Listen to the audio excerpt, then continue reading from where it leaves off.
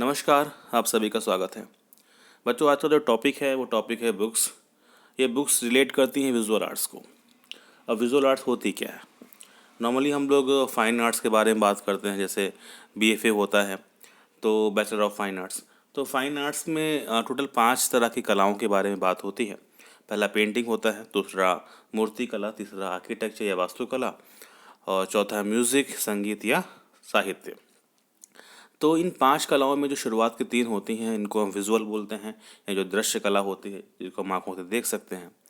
और जो बाकी 2 होती हैं, म्यूज़िक और लिटरेचर, इसको हम सुनते हैं, तो उनको हम ऑडियोबल बोलते हैं या श्रव्य बोलते हैं। तो आज की जो वीडियो है वो दृश्य कलाओं के बारे में है और उनसे रिलेट करने वाले बुक्स को लेके है। बच्चों, जब मैं आपकी उम्र में था तब भी हमारे सामने ऐसा एक प्रश्न था कि भाई हम कौन सी किताबों को पढ़ें, या कौन सी किताब अच्छी है, कौन सी किताब बुरी है, किस किताब को कैसे पढ़ें। और वो प्रश्न आज भी है। तो इसी समस्या को ध्यान में रख के आज का ये वीडियो बना रहा हूँ। इस वीडियो में हम करीब 33 बुक्स के रिव्यू करेंगे। इन बुक्स में इंडियन आर्ट को लेके बुक्स हैं, कुछ वेस्टर्न आर्ट्स को लेके बुक्स हैं, कुछ फंडामेंटल्स को लेके हैं, कुछ ग्राफिक्स को लेके हैं, और कुछ ऐसी किताबें भी हैं जो मुझे लगता है काफ़ी ज़रूरी हैं पढ़ाई को लेके। और अल्टीमेटली गोल हमारा नेट जेआरएफ ही होना चाहिए, क्योंकि हमें हायर एजुकेशन में भी जाना है और विजुअल आर्ट्स के एरिए में काफ़ी कुछ है जो हम एक्सप्लोर कर सकते हैं। तो चलते हैं वीडियो पर लेके। आपके सामने जो पहली बुक है ये है भारतीय चित्रकला का विवेचन, जिसको हम नॉर्मली कला विलास बोलते हैं। ये जो 2 किताबें हैं, पहला है कला विलास है, दूसरा है कला सैद्धांतिक, जो उसके बाद में है। आप देख सकते हैं कला विलास और कला सैद्धांतिक। ये जो पहली किताब कला विलास है, ये मेरे हिसाब से बहुत ज़्यादा बेसिक किताब है, और किसी भी फाइन आर्ट्स के बच्चे को या विजुअल आर्ट्स के बच्चे को सबसे पहले जो किताबें पढ़नी चाहिए उन किताबों में इसका नाम ज़रूर होना चाहिए।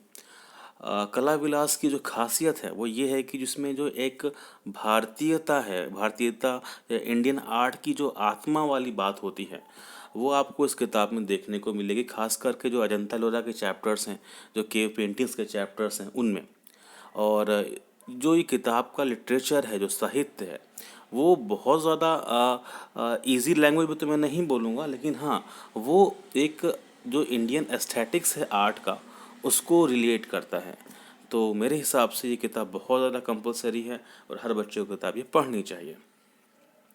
जो दूसरी किताब है कला सैद्धांतिक, इस किताब का जो लेवल है वो मेरे हिसाब से ज़्यादा अपडेट लेवल है, और ये अपडेट लेवल जो है वो एग्ज़ाम्स को लेके है। टेक्निकल चीज़ें जो हैं इस किताब में कला विलास की रिस्पेक्ट में कुछ बेटर वे में है, लेकिन हाँ, कंटेंट जो है उससे थोड़ा सा कम है। लेकिन ये किताब भी बहुत बेसिक किताब है, और जब भी आप इस किताब को पढ़िए तो आपके दिमाग में अगर एग्ज़ाम को लेके अप्रोच है तो मुझे लगता है कि ये किताब काफ़ी बेटर है आपके लिए। भारत की चित्रकला का संक्षिप्त इतिहास, लोकेश चंद्र शर्मा। हमें आज भी याद है जब हम लोगों ने एक बार केंद्रीय विद्यालय का एग्ज़ाम दिया था तो किसी किताब से करीब 18 क्वेश्चन आ चुके थे।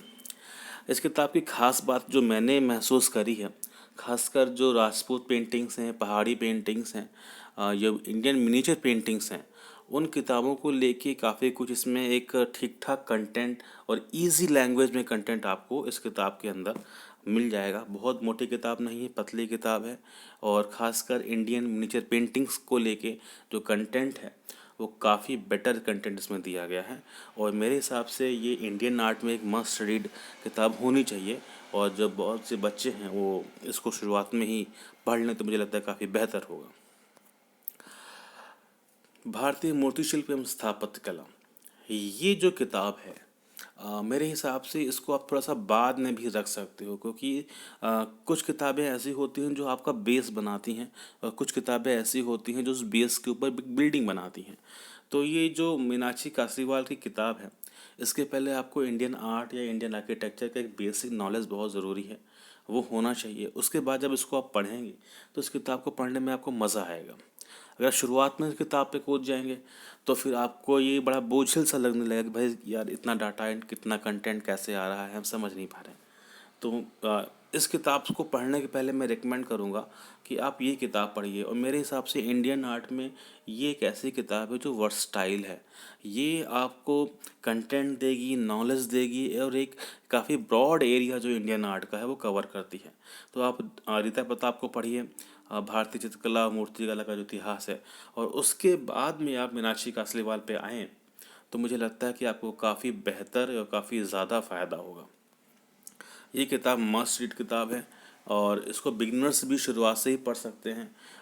लैंग्वेज मेरे हिसाब से जो रीता प्रताप है, इनकी लैंग्वेज काफ़ी बेटर है इंडियन आर्ट्स को लेके। तो ये एक मस्ट रीड किताब है, मैं ज़रूर रेकमेंड करूँगा।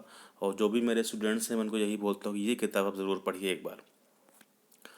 भारतीय चित्रकला का इतिहास, नॉर्मली इसको हम डॉक्टर अविनाश बहादुर के नाम से जानते हैं। इस किताब से आयोग या जो टीजीटी पीजीटी यूपी का है, इससे कई क्वेश्चंस आते हैं, इससे रेफरेंस लिया जाता है। ये किताब कोई बहुत ज़्यादा डिटेल वाली किताब नहीं है, इजी लैंग्वेज में है, और ठीक ठाक कंटेंट इसके अंदर है। और ये किताब भी मेरे हिसाब से एक अच्छी एवरेज टेक्स्ट बुक में से आती है, और इसको भी पढ़ना चाहिए। मेरी पढ़ी हुई है, मैं बहुत ज़्यादा इम्प्रेस तो नहीं हुआ इससे, जैसे मैं रीता प्रताप से हुआ हूँ, लेकिन हाँ, ये किताब भी मेरे हिसाब से पढ़नी चाहिए, और इससे आपको निश्चित ही फ़ायदा मिलेगा। डॉक्टर गिरिराज किशोर अग्रवाल, आधुनिक भारतीय चित्रकला। इनको जीके अग्रवाल भी बोलते हैं, और जहाँ तक मुझे पता है इन्होंने अशोक नाम से भी बुक्स लिखी हैं। जीके अग्रवाल सर जो हैं अलीगढ़ के धर्म समाज कॉलेज में एचओडी रह चुके हैं, और इन्होंने एक number of chain of books लिखी हैं, और इनकी करीब 5-6 किताबें मैंने पढ़ी हैं। और इनकी किताबों को जब आप पढ़ेंगे तो आपको एक जो चीज़ सबसे पहली पता लगती है, आपको ये लग जाता है कि हाँ, ये एक राइटर की किताबें हैं। और कई सारा ऐसा डाटा या कंटेंट है, वो सारी किताबें आपको आपस में जुड़ी हुई मिलेंगी कि हाँ यार, ये तो इसमें भी है और ये इसमें भी है। लैंग्वेज बहुत इजी है, और किसी भी बच्चे के लिए अगर वो शुरुआत जीके अग्रवाल से करता है तो मुझे लगता है वो एक सही डिसीज़न है। और इनकी जो बुक्स में कंटेंट है, बहुत डीप कंटेंट तो नहीं बोलूँगा, लेकिन हाँ, कंटेंट की वैरायटी है, कंटेंट आपको मिलेगा। हाँ, डीप नहीं मिलेगा, लेकिन हाँ, कंटेंट का कलेक्शन अच्छा खासा है, और ज़्यादा मोटी किताबें भी नहीं हैं, तो आप उसको आराम से हफ्ते 2 हफ्ते में पढ़ सकते हैं। आधुनिक भारतीय चित्रकला के आधार स्तंभ। ये अगर हम इंडियन आर्ट में हम कंटेम्प्रेरी आर्ट के बारे में बात करते हैं, समकालीन कला के बारे में बात करते हैं, इसको मोटा मोटा ये समझिए कि जब हम आर्टिस्टों के बारे में बात करना शुरू करते हैं, तो मुझे लगता है कि ये एक पहली किताब थी जिसने बंगाल स्कूल ऑफ आर्ट और उस समय के जो काफ़ी कंटेम्प्रेरी आर्टिस्ट थे, और ख़ासकर इंडिपेंडेंस के बाद भी, उन पे एक काफ़ी अच्छा कलेक्शन जो इंटरव्यूज़ का था या उनकी बायोग्राफीज़ का था, वो इस किताब में देखने को मिलता है। मेरी ये सबसे पहली किताब थी, और इस पे मैंने इंडियन कंटेम्प्रेरी आर्टिस्ट के बारे में पढ़ा था, और ये किताब भी काफ़ी अच्छी किताब है। और बाद की जो किताबें अभी मैं दिखाऊंगा भी आपको, तो मुझे लगता है कि वो इसी किताब को आधार बना के लिखी गई हैं, और ये बेहतरीन किताब है। और जो इमिनेंट आर्टिस्ट हैं इंडियन आर्ट के, अगर आपकी शुरुआत जहाँ से करनी है तो मुझे लगता है कि ये बेहतरीन किताब है, आप इससे शुरुआत करिए, और इससे आपको निश्चित ही बहुत फ़ायदा होगा। भारतीय कला, डॉक्टर राजेश कुमार व्यास, ये अभी किताब नई आई है, मैंने इसको पढ़ा है, और ये मैंने जानबूझ के दी है। मेरे हिसाब से ये कोई बहुत अच्छी किताब तो नहीं है, लेकिन हाँ, इन्होंने कंटेंट काफ़ी कुछ समेट लिया है। और जो इंडियन आर्ट में समय आर्टिस्ट काम कर रहे हैं, शायद इनका प्रयास यही था कि उन सभी का नाम आ जाए। व्यक्तिगत रूप से मैं 5-6 लोगों को जानता हूँ, और जिन नामों के साथ में इन्होंने उनको भी स्थान दिया है, मुझे लगता है थोड़ा सा वो ज़्यादा हो गया है। लेकिन फिर भी इस किताब में आपको इंडियन कंटेम्प्रेरी आर्टिस्ट जो इस समय कंटिन्यू काम कर रहे हैं, उनके काफ़ी अच्छा कलेक्शन मिल जाएगा, नाम मिल जाएंगे। बाकी हर पढ़ने वाले की अपनी अपनी चॉइस होती है, वो अपने हिसाब से अच्छा डाटा चूज़ कर लेता है, और बाकी जो डाटा उसको इग्नोर कर सकता है। तो ये जो रिसेंट किताबें इशू हुई हैं उन हिसाब से ये किताब है, और काफ़ी ठीक ठाक किताब है, आप पढ़ सकते हैं इसको। भारतीय कला, समकालीन कला, डॉक्टर ममता चतुर्वेदी। डॉक्टर ममता चतुर्वेदी की आप कोई भी किताब उठाइए, मेरे हिसाब से बेस्ट होती है। लैंग्वेज एक्सीलेंट है, और इनकी एक किताब अभी मैं आगे दिखाऊंगा अभी, पाश्चात्य कला की है। मेरे हिसाब से जो एक साइंटिफिक अप्रोच होना चाहिए खासकर विजुअल आर्ट्स की बुक्स में को लिखने को लेके, मुझे उस किताब में वो देखने को मिला। वो अकेली किताब, इसको मैं बोल सकता हूँ कि हाँ, एक साइंटिफिक तरीके से सोच के लिखी गई है। और डॉक्टर ममता चतुर्वेदी की कोई भी किताब मिले आप ज़रूर पढ़िए, उससे आपको निश्चित ही फ़ायदा होगा। ये किताब मैं इसलिए आपको मस्ट रेकमेंड करूँगा बिकॉज़ इस किताब ये एक इकलौती ऐसी किताब है जो टेक्स्ट बुक होने के साथ साथ आपको एग्ज़ाम के अप्रोच से काफ़ी अच्छा डाटा देती है। इसमें आपको इंडिया के कई सारे जो आर्ट्स कॉलेजेस हैं उनके बारे में बताया जाएगा, कंटेम्प्रेरी आर्टिस्ट के बारे में तो है ही, कई सारी जो इम्पोर्टेंट आर्ट गैलरीज हैं उनके बारे में भी इसमें काफ़ी अच्छा कलेक्शन दिया गया है। और एक जो चीज़ मुझे ममता चतुर्वेदी की किताब में सबसे अच्छी लगती है, एक एक तारतम्य है। ये आपको चीज़ अगर आप इसको ठीक से पढ़ेंगे तो आपको समझ में आया कि हर जो लिंक है ना वो एक दूसरे से जुड़ा हुआ है, और वो जो जुड़ाव है ये काफ़ी अच्छे तरीके से इन्होंने लिखा है। तो मेरे हिसाब से अगर आपको कंटेम्प्रेरी आर्टिस्ट की किताबें पढ़नी है और जिससे आपको मैक्सिमम फ़ायदा हो और रेट कम हो, तो फिर आप इस किताब को ज़रूर से ज़रूर पढ़िए। ये बेहतरीन किताब है और इससे आपको बहुत ज़्यादा फ़ायदा होगा। भारत की समकालीन कला एक परिप्रेक्ष्य, प्राणनाथ महू। ये किताब रेयरली अवेलेबल मार्केट में होती है, मिल जाए तो बहुत अच्छी बात है, ज़रूर पढ़िए इसको। ये एक जो अगर आप इस किताब को पढ़ेंगे तो, और आपने अगर आप डायरेक्टली इसी किताब को पढ़ रहे हैं तब शायद आपको इसका लेवल थोड़ा सा हाई लगे, लेकिन के थ्रू इस पे आए हैं तब आपको इस किताब का जो एक तादम्य है, इसकी जो गंभीरता है वो आपको समझ में आएगी। प्राणनाथ मागो ने इस किताब में जो इंडियन कंटेम्प्रेरी आर्ट है, खासकर जो NGMA national gallery of modern art या राष्ट्रीय अकादमी जो है, उसके इर्द गिर्द के जो कलाकार हैं और उसके थ्रू जो एक्टिविटीज़ हो रही हैं उसको सेंटर में रख के लिखी हुई है। तो इससे आपको एक कंटेम्प्रेरी आर्ट वर्ल्ड के बारे में एक आप बोल सकते हैं कि आपको एक अंदेशा हो जाएगा, आपको एक पहचान हो जाएगी। और जो मेरा व्यक्तिगत अनुभव है कि इस किताब के कई अपडेट वर्ज़न आने चाहिए थे, तो जो अभी तक तो मैंने देखे नहीं हैं। तो उस हिसाब से ये किताब अच्छी है।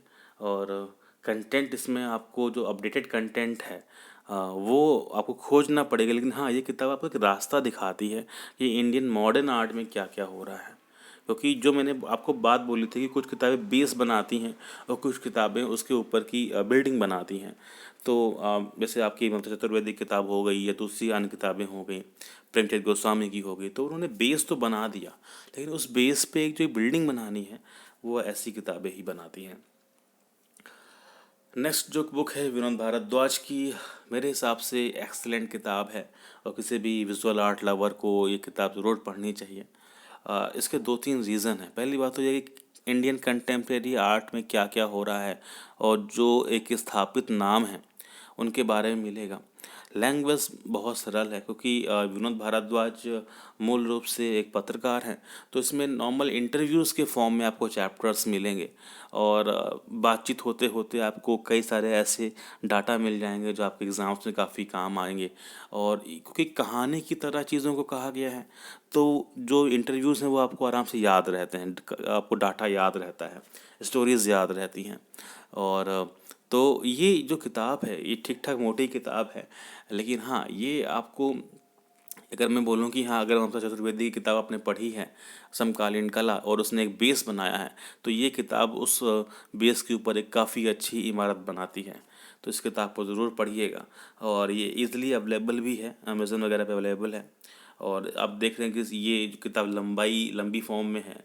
बेसिकली इसका जो फ्रंट कवर और बैक कवर दोनों साथ में यहाँ पे दिख रहे हैं। फ्रंट कवर पे जो है एम एफ हुसैन की पेंटिंग है मकड़ी वाली। ये मुझे याद है टीजीटी के एग्ज़ाम में आ भी चुकी है, इवन एक केवी के एग्ज़ाम में भी आई है। और ये जो रेड कलर का स्क्वायर में पेंटिंग देख रहे हैं ये विजेंद्र शर्मा की पेंटिंग है। और ये अपने आप में तो अनूठे कलाकार हैं ही, और इंडियन रियलिज्म जो आर्टिस्ट का एक पैनोरामा है उसमें इनका नाम काफ़ी आता है। अच्छा, विनोद भारद्वाज का नाम अभी आया आपके सामने, तो आप ज़रा नेट पे सर्च करिएगा, इन्होंने बिहार का जो एक नया म्यूज़ियम बना है, आर्ट म्यूज़ियम, उस पे काफ़ी अच्छी डॉक्यूमेंट्री बनाई है। अगर आपको मिलती है तो ज़रूर देखिएगा, आपको निश्चित ही फ़ायदा होगा। पटना में है वो, और बहुत अच्छा है, आप देखिएगा। अब जो बुक्स का कलेक्शन है, इसमें दो बुक्स शायद हैं। पहला है ये रूपप्रद कला के मूलाधार, fundamentals of plastic cast, doctor R K Agarwal की। ये जो फंडामेंटल्स हैं, हमारे जो मूल बेसिक्स हैं, उसकी बुक है। काफ़ी अच्छी किताब है और ये मस्ट वॉच किताब है, इसको ज़रूर पढ़िए। एलिमेंट्स ऑफ आर्ट कंपोजिशन, ये खासकर जो एग्ज़ाम के अप्रोचेस हैं उसको ध्यान में रख के लिखी गई है। साथ ही साथ ये टेक्स्ट बुक भी है जो नॉलेज भी देती है, तो ये किताब काफ़ी अच्छी है। अगेन मीनाक्षी कासलीवाल की किताब है ललित कला के आधारभूत सिद्धांत। ये मैं बोलूँगा कि इसके पहले वाली किताब, ये जो R K अग्रवाल वाली किताब है, इसका ये एक अपडेट वर्ज़न में बोलूँगा, क्योंकि जब आप पहली किताब को पढ़ने के बाद इस किताब पे जंप करेंगे तो आप देखेंगे कई चीज़ें सिमिलर हैं, लेकिन उसको काफ़ी अपडेट तरीके से इस किताब में बताया गया है और कुछ कुछ कंटेंट इसमें काफ़ी अलग हैं। तो ये दोनों किताबें मेरे हिसाब से कॉम्प्लीमेंट्री हैं। इन दोनों को आप पढ़ेंगे तो जो फंडामेंटल वाले इश्यूज़ हैं वो आपके सारे क्लियर हो जाएंगे।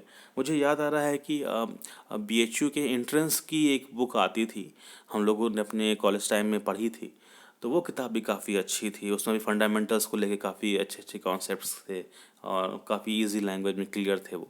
तो वो किताब भी अगर कहीं मिल जाए आपको तो ज़रूर पढ़िएगा। तो ये फंडामेंटल्स की दो बुक्स हैं। अब आते हैं वेस्टर्न उस पे। तो वेस्टर्न की जो बुक्स हैं, अब अगर आप मार्केट में जाएंगे, खासकर जो विजुअल आर्ट्स के बच्चे हैं, तो आप ये समझिए कि जो वेस्टर्न आर्ट्स की बुक्स हैं, करीब 6-7 किताबें, 6-7 बुक्स आप लोग को मिलेंगी। वेस्टर्न आर्ट्स की जो बुक हैं बेसिकली दो पार्ट में होती हैं। पहले पार्ट में आपको ग्रीक है, क्रीट है और मैसीनिया है, इन सब की जो कल्चर हैं उसका एक हिस्ट्री होती है। उसके बाद में फिर इटली के बारे में, फिर रेनेसा, बरोक और गोथिक है, इन सब के बारे में बात की जाती है। जब इटली से आर्ट शिफ्ट होती है फ्रांस में, इसको हम फ्रेंच आर्ट भी बोल सकते हैं, उसको हम मॉडर्न यूरोपियन आर्ट बोलते हैं, वो हमका सेकंड पार्ट होता है। तो इस तरीके से जो वेस्टर्न आर्ट है वो दो पार्ट में डिवाइड होती हैं।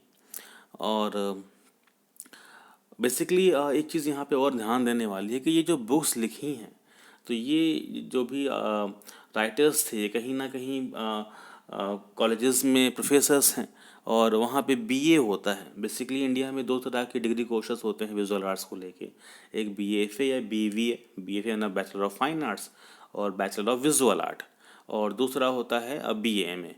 तो ये बेसिकली जो टीचर्स थे ये BA MA को पढ़ाते थे, तो उनका जो सिलेबस था उसके अकॉर्डिंग लिखा हुआ है वहाँ पे, फर्स्ट पेपर या सेकंड पेपर है। तो ये दो पार्ट में आपको किताबें फ़िलहाल मिलेंगी। इसमें जो मैं बोलूँगा कि अगर आपको शुरुआत जहाँ से करनी है तो आप ममता चतुर्वेदी से ही करिए। ये इनकी बुक का ओल्ड एडिशन है। आजकल ये इस एडिशन में इस तरीके से किताब आ रही है, पाश्चात्य कला। इसमें आपको इटली तक की कला के बारे में दिया जाएगा। इसका जो दूसरा पार्ट है, जिसको यूरोप की आधुनिक कला बोलते हैं, ये नवशास्त्रीयवाद से लेके फिर दादावाद, अतियथार्थवाद एक्सेट्रा, जो भी आप पॉप आर्ट सेक्टर है, वो सब आपको इस वाले पोर्शन में मिलेगा, जिसको हम पेपर सेकंड भी बोल देते हैं। तो ये दो पार्ट हैं, पहला और दूसरा। और मेरे हिसाब से अगर आप यहाँ से शुरुआत करते हैं तो आपकी शुरुआत वेस्टर्न आर्ट की काफ़ी अच्छी जाएगी। अब आती है अशोक की पश्चिम की कला। हाँ, जहाँ तक मुझे पता है, अगर मैं गलत हूँ तो आप मुझे कमेंट सेक्शन में डाल के बताइए कि मैं गलत हूँ। जहाँ तक मुझे पता है कि ये डॉक्टर गिरिराज किशोर अग्रवाल, GK अग्रवाल जिनको बोलते हैं, ये उन्होंने ही बुक लिखी है अपने दूसरे नेम से, इसको अशोक बोलते हैं। ये उनकी जो यूरोप की कला है उसका ये पहला पार्ट है, पश्चिम की कला, इन्होंने अशोक नाम से लिखी हुई है। और इनकी जो दूसरी किताब है आधुनिक चित्रकला, वो उन्होंने अपने रियल नेम गिरिराज किशोर अग्रवाल के नाम से लिखी हुई है। नो डाउट लैंग्वेज बहुत इजी है, किताब पतली है तो ऑब्वियसली कंटेंट थोड़ा सा कम हो जाएगा, लेकिन किताब ये काफ़ी ठीक ठाक है। अगर अवेलेबल होती है तो आप ज़रूर पढ़िए। अब बात आती है रवि साखलकर की। ये मैंने इसको लास्ट में इसलिए रखा, इनकी भी जो यूरोपियन आर्ट की बुक है दो पार्ट में है। पहला यूरोपियन चित्रकला का इतिहास है और दूसरी वाली जो किताब है आधुनिक चित्रकला का इतिहास है। लैंग्वेज थोड़ी सी टफ है, और ये मुझे लगी, हो सकता है आपको आसान लगे।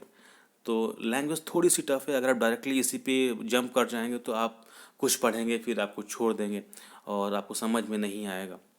लेकिन हाँ, अगर आप कंटेंट की बेसिस पे जाते हैं तो मुझे लगता है कि रवि साखलकर से ज़्यादा कंटेंट वेस्टर्न आर्ट की इंडियन आर्टिस्टों में किसी भी किताब में नहीं है। कंटेंट आपको भरपूर मिलेगा और उससे आपको फ़ायदा होगा एग्ज़ाम्स में, खासकर हायर एजुकेशन के एग्ज़ाम्स में काफ़ी ज़्यादा फ़ायदा होगा। और ये किताबें मेरे हिसाब से, अगर आप ममता ममता वाली किताबें पढ़ते हैं उसके बाद उसको आप पढ़ते हैं तो मुझे लगता है कि काफ़ी ज़्यादा अच्छा है। आधुनिक चित्रकला का इतिहास ठीक ठाक मोटी किताब है, और इसकी जो प्रिंटिंग है थोड़ा छोटी ही है। तो अगर इसको आप थोड़ा सा बड़ा प्रिंटिंग कर देंगे तो इसकी जो मोटाई है और बढ़ जाएगी। कंटेंट लेकिन इस किताब में काफ़ी ज़्यादा है, और मुझे अभी तक फ़िलहाल जो भी मैंने इस किताब को पढ़ा है 2-3 बार, तो मुझे लगता है कि इसको आप कई बार पढ़ें। और इसके पहले की जितनी भी किताबें हैं मेरे हिसाब से इसको आप कई बार, 2 बार, 3 बार, 4 बार पढ़ते जाइए, और यकीन मानिए आपको हर बार हर किताब जो है एक नया एक लेसन देगी। तो अगर हर किताब को ये मत सोचिए कि एक बार पढ़ लिया तो हो गया, नहीं, ऐसा नहीं होता। आप उसको कई बार पढ़िए, बार बार रिपीट करिए, तो आपको उसको अब देखेंगे कि आपको हर बार नया समझ आ रही है उस किताब को पढ़ने की, और हर बार आप नई चीज़ सीखेंगे। मेरे हिसाब से वेस्टर्न आर्ट की ये अकेली ऐसी किताब है इसमें कंटेंट बहुत सारा है और आपको बहुत ज़्यादा फ़ायदा हो सकता है। अब आते हैं एस्थेटिक्स पे, सौंदर्य शास्त्र पे, और इस पे सबसे पहले मैंने जिस किताब को स्थान दिया है वो है राजेंद्र बाजपेयी जी की किताब सौंदर्य। लैंग्वेज बहुत आसान है, बहुत आसान है, और मुझे लगता है कि अगर एस्थेटिक्स इसको इंटरेस्ट नहीं भी है, इस किताब को पढ़ेगा तो इंटरेस्ट आ जाएगा। लैंग्वेज बहुत इजी है, आम बोल चाल की भाषा में है, और मुझे लगता है कि अगर आपने ये किताब सबसे पहले पढ़ी है तो सौंदर्य को लेके एक जो बिल्कुल बेसिक लेयर होती है, जो नींव होती है, वो आपको इस किताब से पूरी पूरी मिल जाएगी। उसके बाद आप और भी अच्छी बुक्स हैं उनको आप पढ़ेंगे जिससे डाटा मिल सके आपको, और उससे आपको काफ़ी ज़्यादा फायदा हो जाएगा। जो दूसरी किताब है कला सौंदर्य समीक्षा शास्त्र, ये अशोक की है। ये लैंग्वेज सेम है, लैंग्वेज आसान है, और कंटेंट भी ठीक ठाक दिया है इसके अंदर, और मुझे लगता है कि इस किताब से भी अगर आप पढ़ते हैं तो आपको काफ़ी कुछ फ़ायदा हो सकता है। मैं फिर बोलूँगा कि ये जो किताबें हैं ये बीए और एमए को ध्यान में रख के लिखी गई हैं। तो ये इनका जो एक एक आप बोल सकते हैं जो स्ट्रक्चरल फॉर्मेशन है, वो जैसे क्वेश्चंस आते हैं एग्ज़ाम्स में उसको ध्यान में रख के बनाया गया है। मेरा जो पर्सनल पॉइंट ऑफ व्यू है, जो टेक्स्ट बुक्स होती हैं वो एक एक सॉलिड चीज़ होती है, उससे आप कुछ भी बना सकते हैं। एक ऑलरेडी फॉर्म किताबें जिसको आप क्वेश्चनर फॉर्म में बोल सकते हैं, इसको आप मार्केट में जाएंगे तो 20 किताबें मिल जाएंगी जो स्पेशली नेट और जीआरएफ को ध्यान में रख के ही लिखी गई हैं। कुछ ऐसे भी राइटर्स हो गए हैं जो सिर्फ आपको ऐसी किताबें बता देंगे या लिखते हैं जिससे आपको नेट जीआरएफ निकल जाएगा। हो सकता है निकल जाए, लेकिन हाँ, जब नेट जीआरएफ क्वालिफाई करके आप एक क्लास में जाके पढ़ाने बैठेंगे आप वहाँ पे ढेर हो जाएंगे, क्योंकि आपकी जो बेसिक नॉलेज है वो ज़ीरो है। डैट्स वाई मैं बोलता हूँ कि आप टेक्स्ट बुक्स पढ़िए, और टेक्स्ट बुक जब आप पढ़े होंगे तो आपको जो नॉलेज है वो सॉलिड होगी, फिर आप कैसे भी एग्ज़ाम में आराम से क्वालिफाई कर ले जाएंगे। तो इस किताब में जो छोटी सी कमी वही है कि जो आप जब पढ़ने बैठेंगे तो तारतम्य बीच बीच में टूटता रहेगा, आपको एक कड़ी नहीं मिल पाएगी भाई कि इसको पढ़ा है तो ये इससे जुड़ा हुआ है, तो ये इससे जुड़ा हुआ है। इनकी किताबों में ये थोड़ी सी एक कमी है जो मुझे पर्सनली दिखाई दी। सौंदर्य शास्त्र डॉक्टर ममता चतुर्वेदी की ये एक ऐसी किताब है जिसमें आपको कंटेंट तो मिल जाएगा, डाटा भी मिल जाएगा, लेकिन जो इनकी एक खूबसूरती है बुक्स की कि इसमें एक तारतम्यता होती है, वो मुझे इस किताब में फ़िलहाल देखने को नहीं मिली। लेकिन हाँ, किताब बेहतरीन है, जो भी टॉपिक इसमें दिए गए हैं वो आपको सच्चे समझ में आएंगे। कुछ कुछ टॉपिक्स ज़रूर मुझे लगता है कि कट पेस्ट टाइप में है, पर्सनली ये मेरा व्यक्तिगत अनुभव रहा है। लेकिन हाँ, जब कुछ भी नहीं मिल रहा है तो फिर जो कुछ भी मिल रहा है काफ़ी बेटर है। तो ये किताब भी अच्छी किताब है, और कुछ कुछ टॉपिक्स जो हैं वो आपको इसमें काफ़ी रेक्टिफाई फॉर्म में देखने को मिलेंगे। कला और कलम अगेन जी.के. अग्रवाल की किताब है। ये किताब काफ़ी बेहतर किताब है और इस किताब में एक तरह का मिक्सचर है आर्टिस्टों का और एस्थेटिक्स का। तो ये मेरे हिसाब से एक अलग सा एक नया सा अनुभव रहेगा आपके लिए। इस किताब को ज़रूर पढ़िए कहीं मिल जाए तो। ये इंडियन आर्ट, इंडियन आर्टिस्ट और जो एस्थेटिक्स है उसको एक मिक्सचर फॉर्म में बनाया गया है और एक नवीन प्रयोग मेरे हिसाब से है। कला के अंतर्दृष्टि रवि साखलकर। इस किताब को आप तभी पढ़िए जब आप फिलोसफी या स्टैटिस्टिक की कुछ किताबें और पढ़ चुके हैं, क्योंकि ऑब्वियसली रवि साखलकर की लैंग्वेज मुझे थोड़ी सी टफ लगती है और लैंग्वेज थोड़ी सी टफ ज़रूर है, लेकिन हाँ इसको पढ़ने के लिए आपको थोड़ा बेस बनाने की ज़रूरत है और अगर आपने वो बेस बना लिया तो मुझे लगता है कि ये किताब आपको बहुत फ़ायदा करेगी। कला कोश, ये किताब करीब मैंने 6-7 साल अपने कॉलेज लाइफ के निकाल दिए, तब जाके मुझे पता लगा कि भाई इस तरह की कुछ किताबें भी होती हैं विजुअल आर्ट्स में, जिनसे हमें कुछ अलग तरह की डिक्शनरी वाली नॉलेज मिल जाती है। तो कला कोश ऐसा एक बुक होती है जिसमें हम विजुअल आर्ट्स में नॉर्मली यूज़ करने वाले जो टर्म्स हैं उनके बारे में पता लग जाता है। जैसे एक टर्म है ओलियोग्राफ। तो ओलियोग्राफ का क्या मतलब होता है, जैसे डिक्शनरी में आपको ए से लेकर जेड तक की तरह की जो वर्ड्स हैं उनके बारे में पता होता है। इन द सेम मैनर जो कला कोश है इसमें भी जो फाइन आर्ट्स है या विजुअल आर्ट्स है उसमें जो शब्द यूज़ होते हैं, लिथोग्राफी होगी तो लिथोग्राफी का मतलब क्या है और उसके कुछ कुछ एग्जाम्पल्स हैं, वो सब उसके अंदर मिल जाएंगे आपको। तो ये किताब मेरे हिसाब से एक हर स्कॉलर के पास में ज़रूर होती है और हमको बहुत बाद में पता लगा। तो चलो हमने आपको वीडियो में बता रहे हैं, कभी किताब मेरे ज़रूर आप ले लीजिए और ये आपके पास में होनी चाहिए। फिर आते हैं ग्राफिक्स पे लेके। अगर आप नेट जेआरएफ की तैयारी कर रहे हैं तो उसमें एक पोर्शन कमर्शियल आर्ट का आता है। इसमें से 2 किताबें हैं नरेंद्र सिंह यादव जी की ग्राफिक डिज़ाइन की और विज्ञापन तकनीक एवं सिद्धांत। दोनों ही किताबें एड एजेंसीज और ग्राफिक आर्ट्स को लेके हैं। प्रिंटिंग जो हमारी कमर्शियल प्रिंटिंग होती है अखबारों की, फ़ोटो की, कैमरेस जो होते हैं उनका क्या बेसिक होता है, जेपीजी वगैरह या कंप्यूटर ग्राफिक्स क्या होती हैं, इन सब की जो बेसिक नॉलेज है वो आपको इन दोनों बुक्स में मिल जाएगी। एक हमारा टर्म आता है विजुअल आर्ट्स में ग्राफिक्स का, उसकी मुझे लगता है कि ये अकेली एक किताब है जो ए टू जेड हर नॉलेज को समेटे हुए है और मुझे लगता नहीं कि इससे बेहतर किताबें और बन पाएगी, खासकर प्रिंटिंग को लेके। डॉक्टर सुनील कुमार जी ने बहुत अच्छी किताब लिखी है और ये कहीं भी मिले आपको ज़रूर किताब ले लीजिएगा। थोड़ी मोटी किताब है, लैंग्वेज बहुत इजी है, लेकिन फ़ॉन्ट साइज़ भी काफ़ी अच्छा है और जिस तरीके से इजीली तरीके से इसमें किताब में ग्राफिक्स को एक्सप्लेन किया गया, उसकी सारी टेक्निक्स को बताया गया है, मुझे नहीं लगता कि इससे बेहतर किताबें और बन सकती हैं। वैसे कोई सीमा नहीं है उत्कृष्टता की, लेकिन हाँ ये मेरे हिसाब से ये अकेली किताब है जो शुरुआत से लेके अंत तक आपको फ़ायदा देगी। ये किताब बहुत प्यारी किताब है, ज़रूर पढ़िएगा इसको। ये कुछ एक्स्ट्रा बुक्स मैंने डालने की कोशिश की थी। इसमें से भारतीय कला आती है, वासुदेव शरण अग्रवाल जी की विजुअल आर्ट्स के एरिया में काफ़ी ज़्यादा पहचाना नाम है और ईसा पूर्व के आसपास कनिष्का का जो टाइम पीरियड है उसके आसपास तक की आर्ट के बारे में ही इस किताब में है। काफ़ी मोटी किताब है और अगर आपको डीप नॉलेज चाहिए तो मेरे हिसाब से इस किताब को आप एक बार ज़रूर देखिए, पढ़िए, आपको समझ में आएगा कि एक एक एक ऐसा जो लिटरेचर जिसमें नॉलेज है वो कैसा होता है।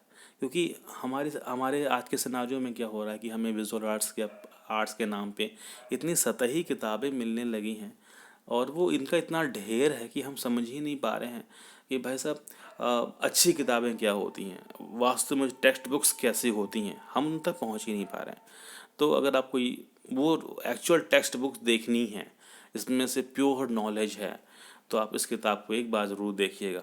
बेहतरीन किताब है और सिर्फ कला को लेके जिस गंभीरता से चिंतन और मनन इस किताब में किया गया है, मेरे हिसाब से भारतीय चित्रकला के जो एक साहित्य की अगर हम एक श्रेणी बनाएं तो शायद ये ऊपरी क्रम में ये किताब रहेगी। बहुत बेहतरीन किताब है, ज़रूर पढ़िएगा इसको। फिर ये एक बुक्स मैंने अभी रिसेंटली पढ़ी हुई है, फाइन आर्ट्स है, इंडियन और वेस्टर्न आर्ट की। ठीक ठाक मोटी किताब है, और क्योंकि डाटा इंडियन और वेस्टर्न दोनों ही कवर कर रहे हैं तो शॉर्ट फॉर्म में है, लेकिन का डाटा और डाटा का जो एरिया है काफ़ी वर्सटाइल है। और ख़ासकर जो बच्चे इंग्लिश मीडिया के हैं, मुझे लगता है कि वो शुरुआत इस किताब से कर सकते हैं। इजी लैंग्वेज है, डाटा एरिया डाटा कंटेंट जो है वो काफ़ी ज़्यादा है, और बेटर किताब है, इसको आप ज़रूर पढ़िए। ये मेरे हिसाब से एक ऐतिहासिक मानचित्रावली, यानी एंशियंट टाइम में कौन से प्लेस कहाँ पे था ये आपको पता होना चाहिए, क्योंकि जब हम इंडियन आर्ट पढ़ते हैं तो इंडियन आर्ट में जैसे आप प्री हिस्टोरिक ईरा पढ़ रहे हैं, या मौर्यन डायनेस्टी के बारे में बात कर रहे हैं, या आप केव्स के बारे में बात कर रहे हैं, तो वो प्लेसेस इंडिया में कहाँ कहाँ पे थे। तो ये एक मानचित्रावली बहुत ज़रूरी है मेरे हिसाब से, और ये काफ़ी हेल्प करती है समझने में। तो मुझे लगता है कि आज के लिए इतना काफ़ी है।